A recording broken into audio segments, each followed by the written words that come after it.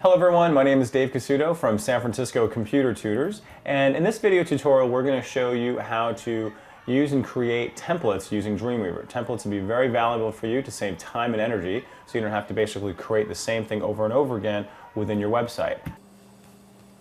So the way to tell Dreamweaver that a certain part is going to be editable versus another part being static is you want to highlight the area first of all, or you can even put your mouse where you want it to be and say, okay, you know what, I want this part that I've just highlighted to be an editable region. So in other words, when you're using this template in the future, that's the only part that can be edited.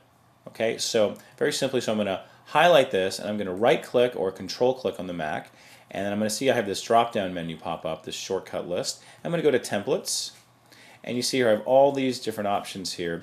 And then what I'm going to do is I'm going to choose New Editable Region, and then I'm going to name this. I'm just going to call this Main Body. Click OK. And now, see, I've got Main Body now highlighted in blue there. So when I actually use this, this part will be editable within the main body. So I'll choose this right up here, and I'm going to right click or control click on the Mac, all right, and then say New Editable Region. And I'm going to call this heading 1.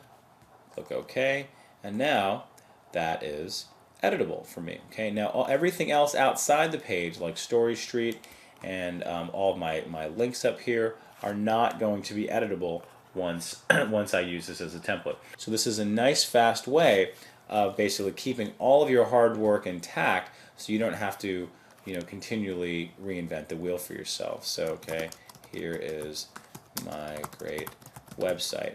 Now another thing you'll notice is that it maintained all the different page properties. So if you have any style sheets applied to it, it maintains all of them. So you see here I have a certain head tag to it, and I have different font elements to it as well.